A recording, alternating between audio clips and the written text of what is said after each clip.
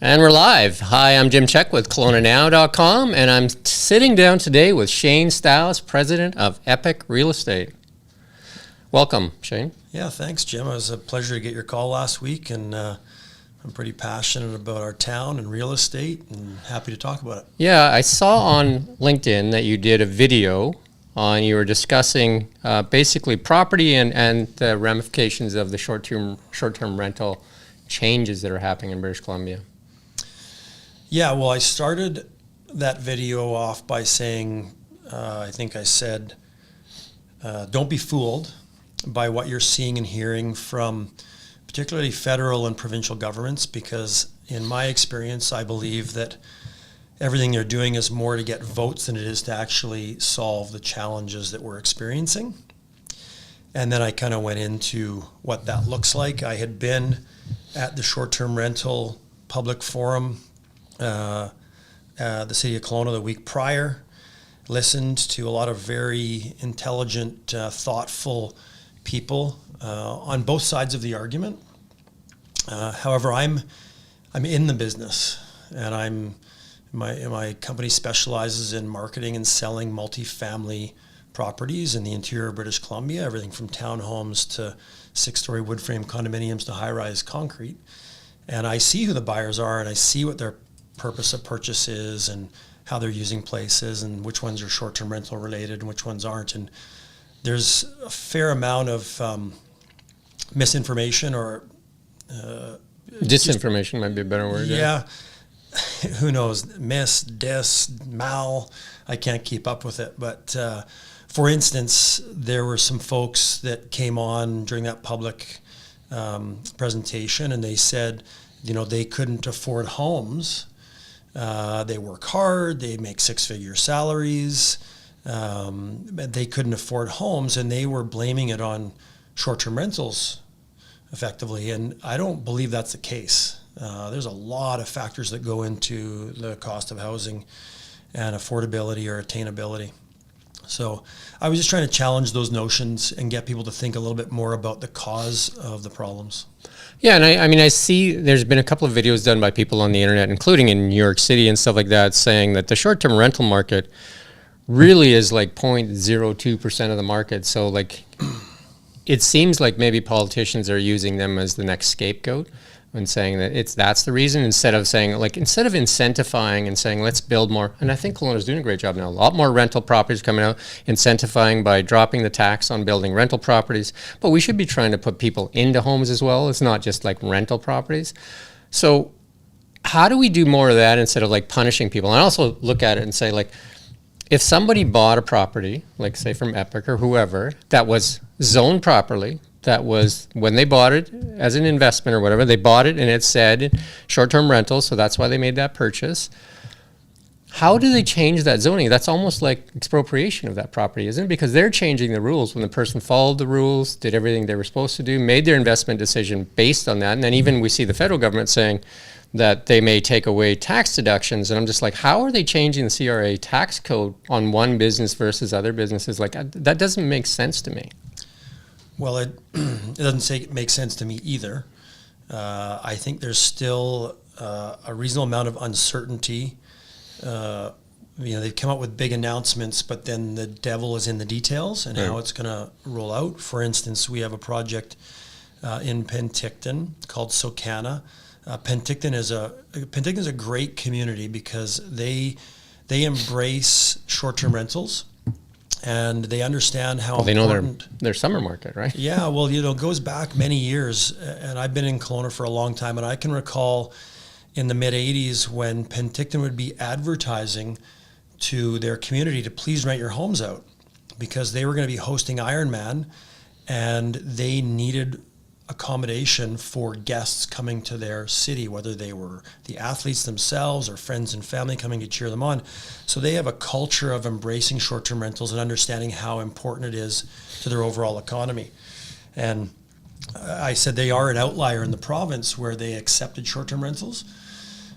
So we promoted a project based on that, and we're not sure exactly what's going to happen, if that's going to compromise that project. I don't believe that it will in the end of the day, because I think that cooler heads and the practicality and how you take Penticton, for instance, like it needs that energy of tourists. Well, I would say Kelowna is the same, though, right? I mean, we still rely heavily on tourism here in Kelowna, and you know, it's traveling nurses, it's students, it's like a whole bunch of different things and some people prefer short-term rentals over a hotel room because they get more space. They're worried more about their health, so they like to cook their own meals and stuff. I mean, I prefer to stay in a place that has, even when I go to Mexico, I prefer to stay in a place that has a kitchen, right? Because I don't want to eat. I don't like the 5-star resorts where I have, you know, like it's just basically food and drink. I don't really drink, and then so I like to prepare my own meals as opposed to eating. Like, you know, when you're at the resort, just like, when do we eat? When do we eat? When do we eat?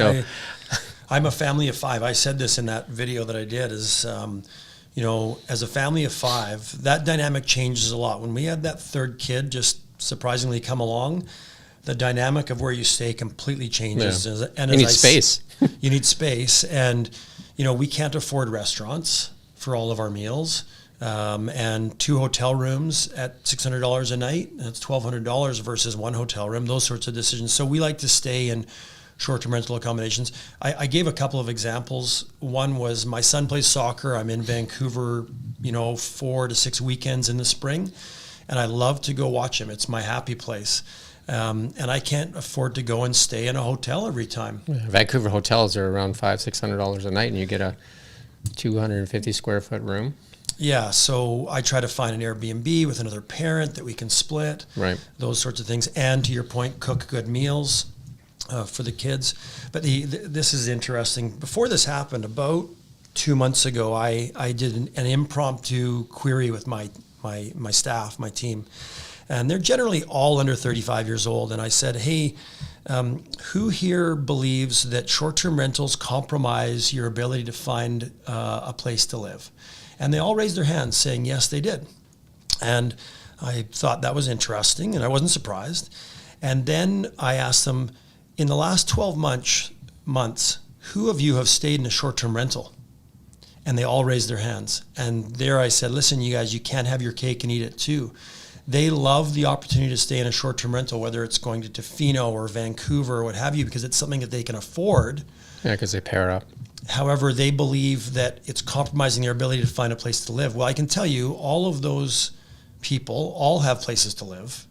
So I think the idea that short-term rentals are really compromising our rental stock and that ability is a misnomer. I don't think it's actually true. I think a bigger contributor to our rental or home crisis, I don't even say it's like shouldn't be just rentals that we should be trying to put people into homes, like buying homes, is we have 1 million people that move to Canada in a year. Like, I mean, that's got to stress housing that's already stressed, right? I mean, if we want to point fingers somewhere, I mean, that's a place to look, right? I mean, 1 million people obviously need a place to live, don't they? Well, you're talking immigration. It's a sensitive subject. Right. You know, in today's day and age, you have to preface it by saying I'm not against immigrants or anything. Oh, I'm an immigrant. My mom and dad escaped the Hungarian Revolution, so I'm a second generation. I understand it but people, they also need to have it so that it's there's a plan in place, right? It's because the people that are coming, I hear like, in the news that there's people coming and then they're going back because they say there's nothing here for us.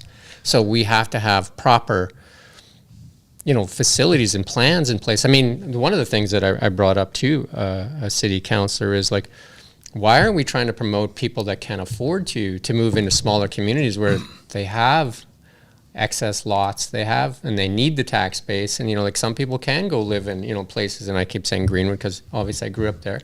Greenwood. You're from Greenwood? I am.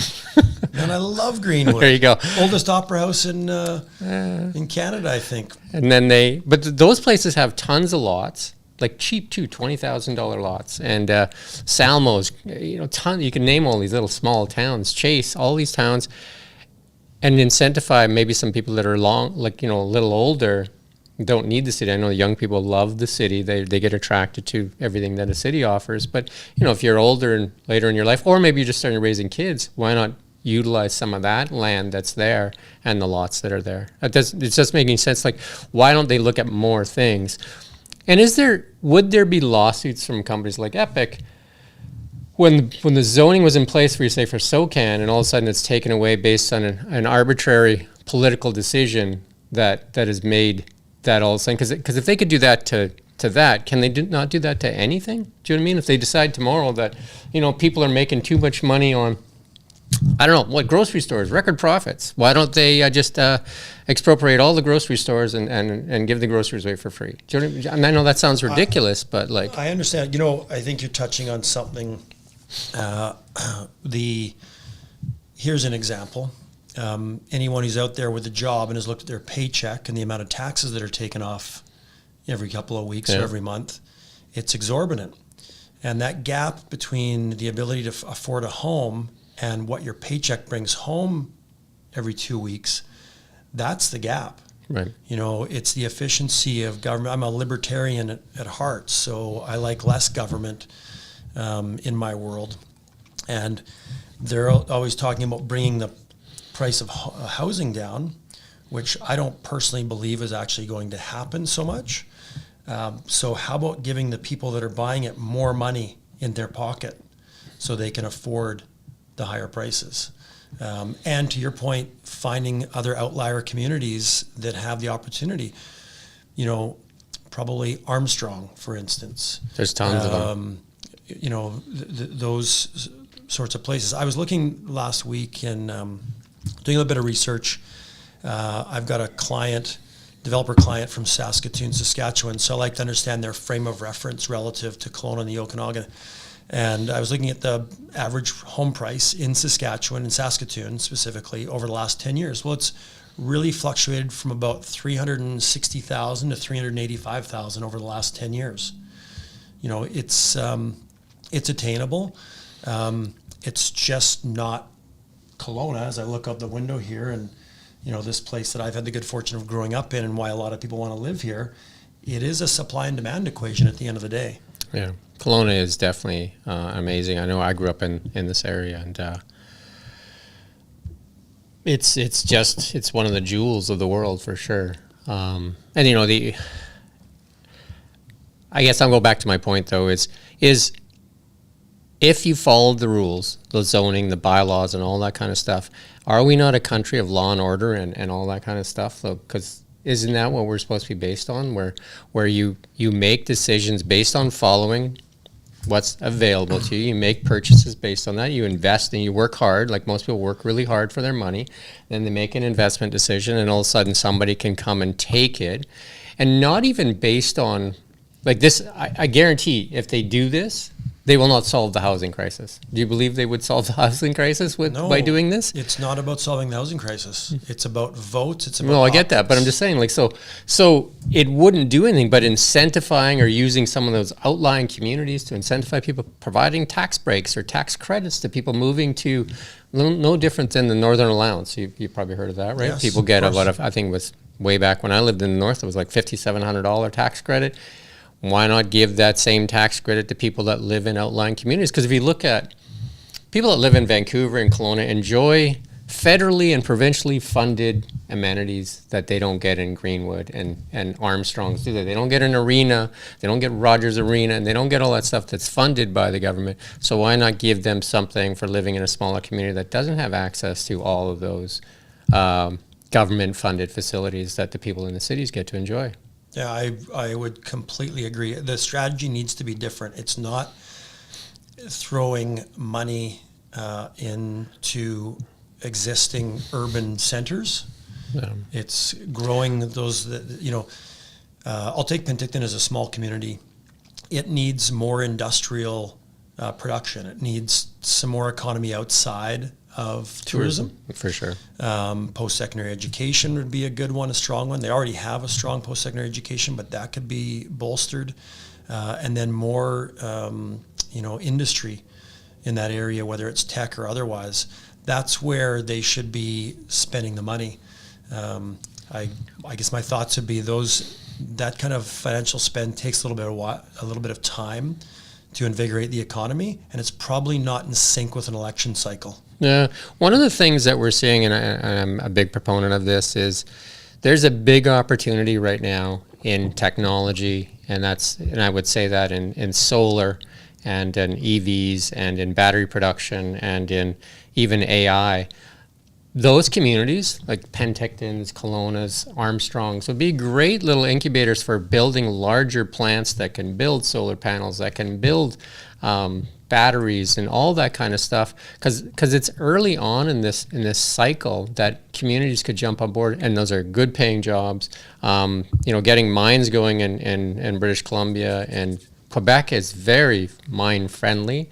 Quebec is also very, forward thinking in many things, and then we should be giving some of those royalties back to our public, like our kids, and giving them housing grants and stuff like that so they can purchase homes. I mean, that's what I would do if I was, in that position, instead of When are you running? punishing people all the time, right? Because this punishing people makes no sense, right? We should be incentifying, not punishing. Well, the what I said in that video as well, and this actually came from, I had the good fortune of spending a little bit of time with Brian Peckford. And for those that don't recall, Brian was the Prime Minister of Newfoundland, or the Prime Minister, he was the Premier of Newfoundland. A very outspoken fella. Back in the early 80s. Yeah. And we were talking, and he was saying, listen, Shane, democracy is the most difficult, challenging government to maintain, but it's the best one that we have. Mm-hmm.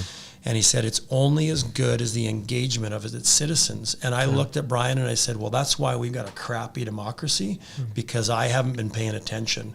Yeah. And I vowed to him, to my wife, to my kids from that moment forward that I would start to pay attention to politics.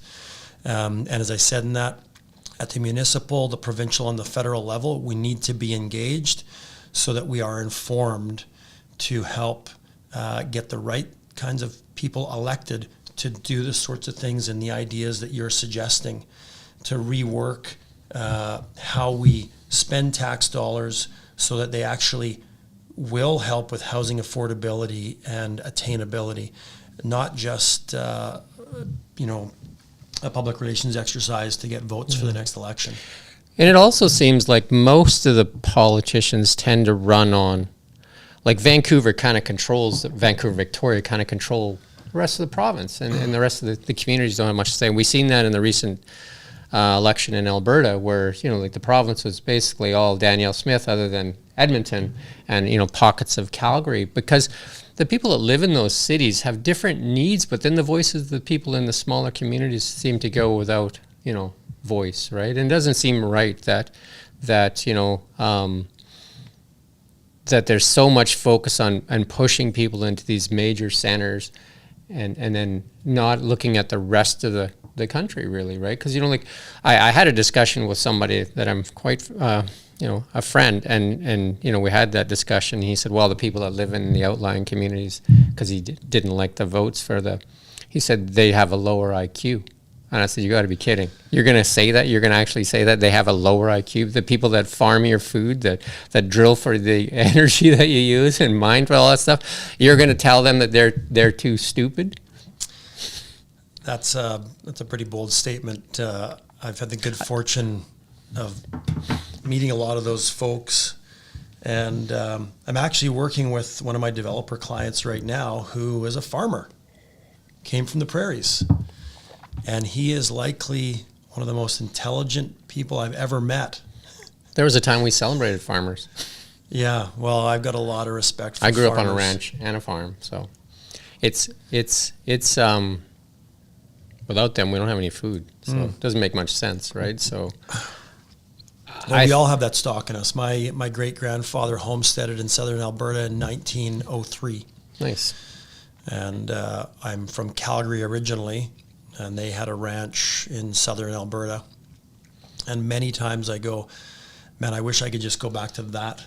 No, we lived in the Hat and in Three Hills. We wouldn't have been too far from each other. There you go. Small communities that matter. But again, if you can incentivize people to move to those small communities, because if you drive through, like I was just in the Kootenays there for a weekend thing. We did a promotion for one of our clients. And drove out to, I think it was Salmo. I mean, half the Main Street is boarded up. Do you know what I mean? The businesses are out of business. They got like a lowering of tax. Beautiful country though, right? You know what I mean? Yeah. Like, so, a person my age that could live up there, then you give them an incentive to move there. And then they can give up their home here so that a young person could, they could enjoy it until they get older. And Well, listen, let's talk about how everything's interconnected. And I'm gonna you'll see where I'm going with this in a moment. You mentioned earlier about seniors and living in smaller communities, and a lot of seniors really like those smaller communities. They like the quaintness. They like that it's not quite as busy. They see the same faces at the coffee shop and those sorts of things. However, a very, very important part of where they're going to live is the health infrastructure in that area. And you take places like Asuyus, Oliver, Merritt, that have had rotating closures of their emergency rooms, and that does not instill confidence in those folks to live in a place that's more affordable for them.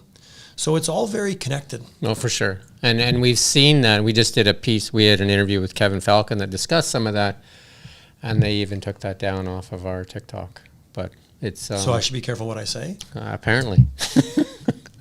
Listen, it's apparently you're allowed to speak as long as you say what you're supposed to say. Listen, I'm only sharing what I've read in the news. Right. It depends on which news outlet, I guess. I don't know. I don't want to go down any rabbit holes, but how do we? Because if you tell people that are investing in British Columbia and different things, whether that be a short-term rental or a vacation property or whatever, you tell them that they can be taken away from them, they're likely not to invest here anymore. They're likely to go somewhere else where it's easier. The market, investors appreciate certainty, and they place a value on certainty. That's what you're talking about. And the minute there is uncertainty, they'll just move their dollars somewhere else. Yeah. And that's without investment. Those are the communities that crumble. And we see that we can use Salmo again as an example. If people in Salmo decide that that's not a great place for them, that they can get better return on capital somewhere else, they'll take. And then you have, like, even Greenwood, half the town's boarded up, right? Do you know what I mean? Like, so how do those communities survive if we don't incentivize in those areas? I think there needs to be leadership that has a holistic approach that looks at everything, instead of like somebody's screaming in their ear that day, and all of a sudden that's all they do is worry about. Like, lobby groups need to be exposed, and we're doing this in Kelowna, which is great. They actually made a lobby registry, so that needs to be done. Because we did a news piece this morning. If you watch us, we're on 9 o'clock and 4 p.m. every day doing a live stream, and we did a piece on in our 5 things this morning. New Zealand was one of the more strict lockdown countries because they're worried about your health, right? Which is legitimate. Mm-hmm. And they were proposing a ban on cigarettes to people born at a certain age, 2008 or something like that. And they reversed it because it would be a shortfall of revenue. Cigarettes have not been shown to cause any issues, I don't think, right? That seems pretty misguided to me. You know what I mean? Like, I used to smoke when but I mean, like, I think that seems silly though, right? Like, cigarettes have killed a lot of people. Not directly, I don't think, but like, I don't know. I don't smoke. It doesn't make sense never to me. Smoked, so I smoked from grade 6 till I think I was 25, and I was smoking a pack and a half a day. And then all those pictures on the cigarette package there, I think finally just like, whoa, yeah. Plus, when I walk into a restaurant back then, they would say smoking, and it's like, how could you tell? And she's like, yeah. So, you end up with a bunch of different things, and smoking not good. But I'm just saying a lot of this stuff is driven by lobby groups, because how did they get all of a sudden that cigarette thing reversed? I'm sure there was a lobby group in there saying, whoa, right? Like, this thing we need our cigarettes. Yeah, well, I think we could talk a little bit about development in a place like Kelowna. Yeah. And multifamily development, which is where I specialize, and there is a need for that type of housing. It can be more affordable because the ultimate price is less. Spaces, design is more efficient today. We do need a good mix. I did a post. I'm not a big social media guy, but I think I was on Twitter maybe about 10 years ago. I was mountain biking up in Crawford. And I put a post saying, listen, I'm glad that we're doing more density closer into town, because I don't want to see more homes come out here. So we need to have a good balance of, single family homes, townhome product, wood frame condominiums and concrete condominiums. And the idea of having more housing closer to where amenities are is a good idea in theory. I do support that idea. And I know there's a number of people. I remember during the election, I was talking to a proposed councillor, and she was saying to me that, well, we just have too many tall buildings. And I said, well, what do you mean too many tall buildings? Well, they're just too tall. And I said, well, I'm 6'4". Is that too tall? I could challenge her. I could say, listen, how many stories is the Waterscape Sky Tower? Yeah, that's okay. Hey, let's keep going. She'll just go and reset that camera if you just go and turn that camera back on. So it's striking that balance for development between, where we have townhome projects, where we have mid-rise condominium projects. And actually, this is another thing, is we look out the window here, and I think I mentioned that the other day. Are we still on here? Yeah, no, we're still on. Yeah, no, I would just use the other two cameras, Marcy. Just leave that one. Just use the idea of restricting short-term rentals is, it affects rental stock and housing prices and those sorts of things. I will tell you that there's about, I think that the number I've heard, and I won't be too far off, there's about 5,000 rental units coming into this market in the central Okanagan, Kelowna. Yeah, we see that in the news. We see approval after approval after approval. So, like I said, there is good things happening. I do see some good things from the BC-NDP party too, with trying to remove some of the restrictions on zoning and different things, and then maybe making for some lower income homes, like some pre-approved plans and stuff. So there is some good ideas in there too. But I'm not a proponent of hitting people over the head with a stick. And I would go back to even say in the whole COVID crisis, incentifying people as opposed to punishing people would have been a far greater outcome instead of dividing so many Canadians against each other. I think there's education and all that stuff is way better in leadership by example as opposed to punishing people. Once we start punishing people, you divide people and you cause some really, really strong resentments, right? That will be there with many people for a long, long time. Well, you guys are in marketing. Yeah. Fear is the biggest motivator. Yeah, but it also doesn't last long. We've seen that even if we take sports, for example. We've seen hockey coaches have success for a year or two with the stick, but it doesn't last, right? Because then the players have resentment. And, I was a Pittsburgh fan forever, right? And they called Mario the coach killer, right? But, you yell at Mario, he's like, okay. Right? Yeah, well, it's about creating culture, and that's... Yeah, I mean, Pete, you're better off. Leadership, in my mind, is by example, right? And I don't see that in our federal politics for sure. Leadership by example is what we need, right? We need people that don't say one thing and then do the opposite, right? Because it doesn't seem fair, because nobody's better than anybody, right? That's the way I look at it. So I think trying to incentivize, and I mean, that's how we created this great country, right? Incentivizing people to take their capital and put it into different things, and being transparent and open. Yeah, I would wholeheartedly agree. To the point earlier, is the more the government intervenes with our housing policies, the more uncertainty they create. They've had the wheel for 8 years, both NDP and the Liberals, and the shit they ran over those 8 years, that's their responsibility. Do you know what I mean? If you're driving the car and you have the wheel for 8 years, the mess you create is your responsibility. You can't keep pointing it and blaming on Stephen Harper from way back when, right? You need to take some responsibility. Yeah, I will hand it at the municipal level. They've done quite a good job. I know I was very involved when they upzoned a number of properties to go from RU1 to the RU7 zoning, where you could put up to 4 homes on a single family lot, which was that was a pretty bold. They were like a leader in the province in that regard, and that really, at the municipal level, they're working hard. Now I know that they've got to go uphill a little bit because we have a fairly, conservative riding, both federally and provincially. But do you know why that works better?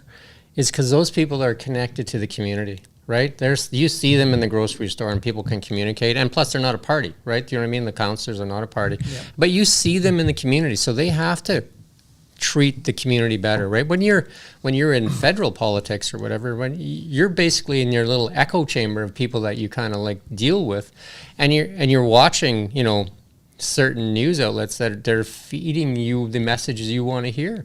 Like, I mean, I think there's a good proverb, right, where the king walks amongst the peasants for a while and sees what's really going on. I don't think they've had a walk out there in the world to see what's going on. Well, it's the same. It was Buddha that left the palace and saw what was happening outside of those walls, and that's how he became enlightened. Yeah, because I think Marie Antoinette is what we're seeing, right, where they just let them eat cake.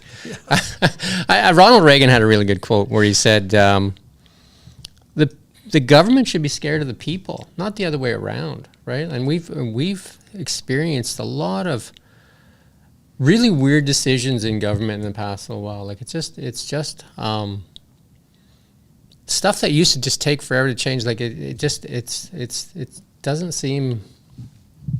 It seems a bit surreal sometimes. It's a bit surreal sometimes, and it's really hard. Like, you know, obviously in the business climate too, it's harder and harder on businesses, right? They introduce different things, and well, listen, that's why, as I said earlier, I'm paying a lot more attention at all levels of government as much as possible. As a guy with 3 kids, you know, trying to make a living and pay my property taxes and do the right things.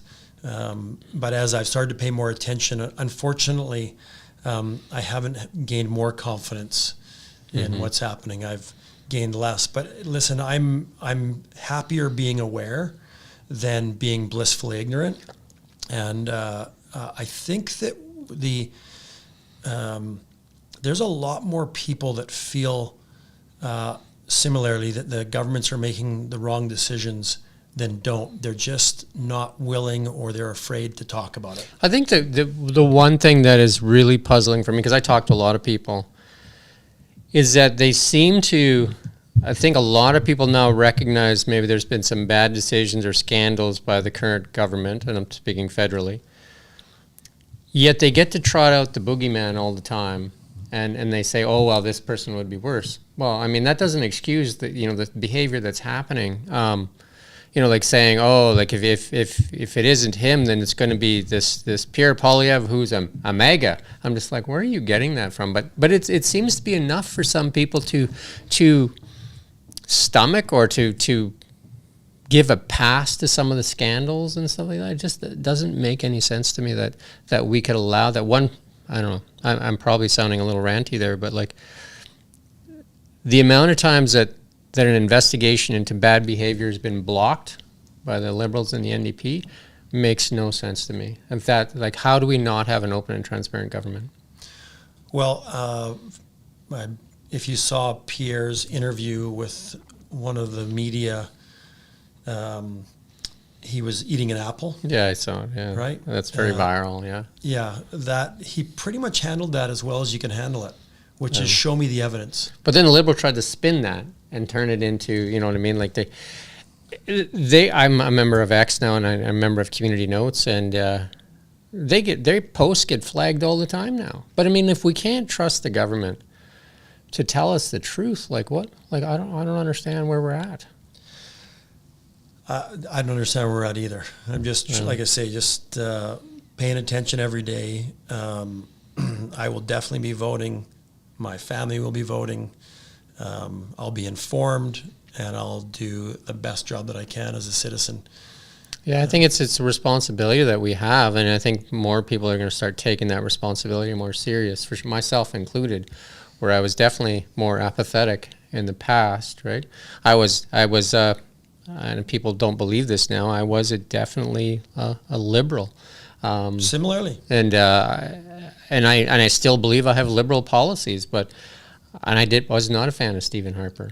Jean Chrétien was my favorite, and I got to, you know, we got him here for Level Up, and we got Stephen Harper, and I met them both, and they're both good guys, and I've read Stephen's book, and I've read Chrétien's book, and they're both great, but that was a different type of politics back then. Chrétien right? was a true liberal, though. Yeah. I think more liberals are more centrist than anything, right? But we've swung so far. It's crazy. It's just, it's I don't think that politics is on a spectrum. I think it's a circle. yeah. Because most of my personal beliefs are much more liberal than they would be considered conservative. I'm a fiscally conservative social democrat. I care about people. Right. We don't want to get into the other parts of what's happening in Kelowna and many towns in Kelowna with respect to homelessness and what's going on there. That is not because short-term rentals have made homes too costly. That's not what's happening, but that's how the story is spun. Yeah, it's all spin and narrative for sure. Absolutely. I blame marketing companies. I guess we should blame ourselves, but it's definitely narrative, and it's so much spin. It's disillusioning sometimes, that the amount of spin that's out there. I can tell you this though, and I get asked each week, what's your crystal ball, Shane? What's the future look like? I'm the one who's talking to thousands of people who are inquiring about properties in the interior in Kelowna. And the demand's not going away. People want to live here. We talked about it earlier about how incredible this place is. So the demand's not going away. There's still the ability for remote working. And if you have a choice of where you can live, you'll live in a place like Kelowna with a great airport and a great university and all those things.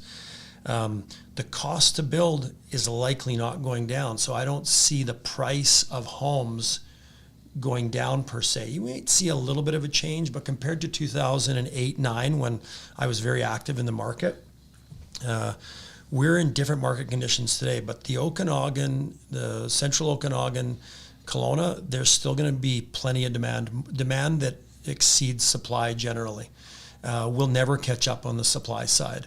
And so these little levers, last week the provincial government said, okay, we're going to add the vacancy tax to Peachland and Lake Country and Summerland and Penticton and those Lots sorts of island things. communities as well. Yeah, and that's, again, it's all about getting votes. There's people, I had someone during the election talk about all these empty homes in One Water Street. I'm going to tell you, there are not a bunch of empty condominiums sitting in Kelowna. They have homeowners living in them, or they're being rented, or they're used by someone who's working remotely who comes in every month or what have you, but they're not sitting empty. Yeah. That's not happening. The other thing, I had a comment on that LinkedIn post from someone who said, well, there's shell companies that are buying up all these short-term rentals. That's not what's happening. In my experience, it's young couples, people who are just doing what they've been told, save money and invest it. How can you invest it? Well, you've got the stock market, which nobody knows what's going on there. Or listen, I'm going to buy a rental apartment, whether it's long-term rental, which most of them are, or short-term rental, and I'm going to just work hard, sweat equity. I'm going to renovate the place, or I'm going to find my tenant. I'm going to manage it myself. They're just doing what good Canadians do. Yeah. I guess we can leave it there, but I do want to say, I think both of us are very liberal-minded.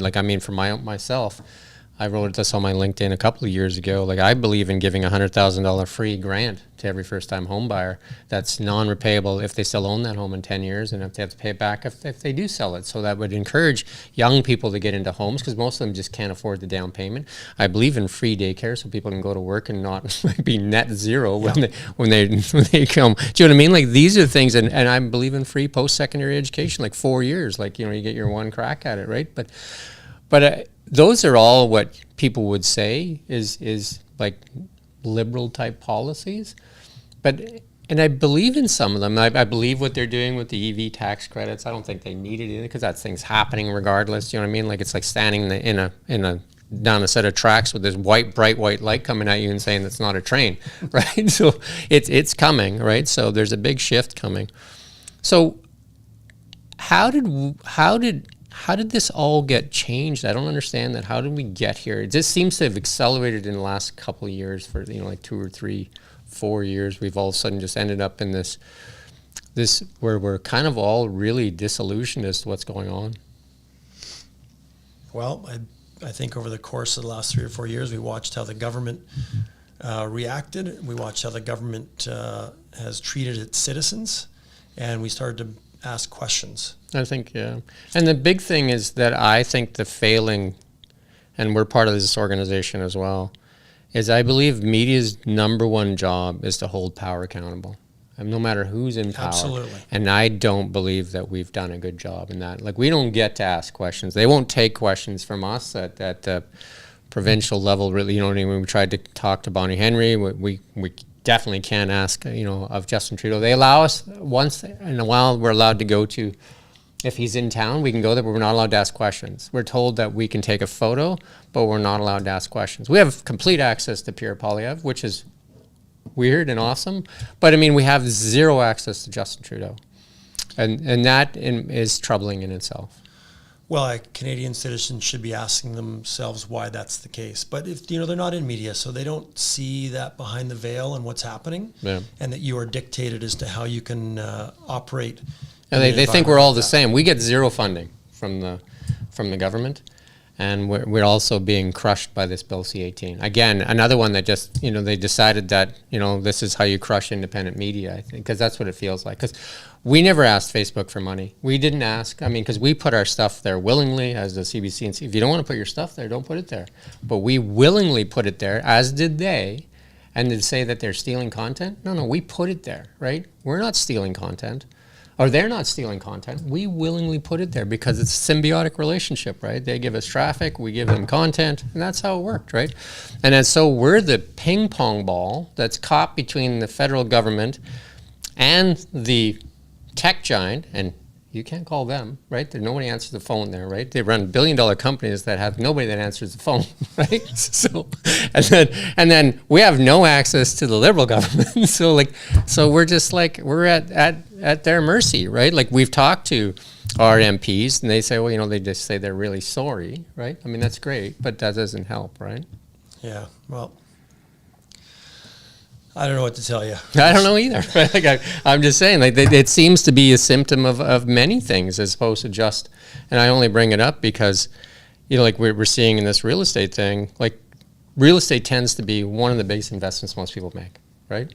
Well, for most people, it is the biggest investment they'll make. So if they can't count on that investment doing what it's supposed to do, but if they bought it for a certain purpose that was approved by bylaw, by zone, you know what I mean? Like, it was purpose-built building. Like, if you take Brooklyn downtown there, that was sold as short-term rentals, and it's kind of a zoo. My son owns one in there, and he was living in there, and he said he can't really live in there. So and then plus he can't afford it on his own, so he did end up Airbnb-ing it, because he can't afford to live in there on his own. He can't afford the mortgage. And when the mortgage renews, he's really going to have trouble, right?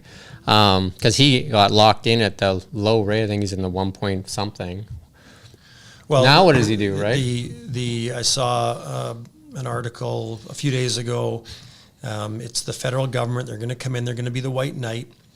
There's a couple million mortgages that are going to reset in the next 18 months, and they're forecasting that challenge. Now, I personally do think that they're going to have to ratchet back interest rates. I don't think we're going to see the historic lows that we saw, but they're coming back. They're coming off for sure. They're going to have to do that unless they really are intent on completely crushing the middle class and really making housing affordability completely unattainable. So I do think that's going to happen, but they will do that. The federal government will do that in a way. We have an election in 2 years, okay? So they'll start to politic for that election probably in about 12 months. And so they will start to make everything look rosy about that time and start to ratchet back interest rates, which is very interesting, interest rates, because it's like the only lever they have to speed up or slow down the economy. So it seems. Right. There's the other one they have, which is printing money. We won't even go there. Yeah, and it's buying bonds and stuff too. So I think that's what's going to happen. I think they're going to, like I say, they're going to come to the table as the white knight to try to solve housing affordability challenges, and do it all under the auspices of we're amazing, so that they can capture market share when it comes to an election. Don't be fooled. That's what I said. Well, there you go. We'll leave it there from Shane Stiles, president of Epic. Don't be fooled. Yeah, we were kind of all over the map on that talk. Hey, I mean, it's my first time, so there you go. We'll do it again. Maybe I can be a little more focused. I've got lots to talk about. Sure. I'll get Marcy to schedule you in again. Okay. Cheers, Jim. All right. Thank Have you. a good day. Thank you, Kelowna.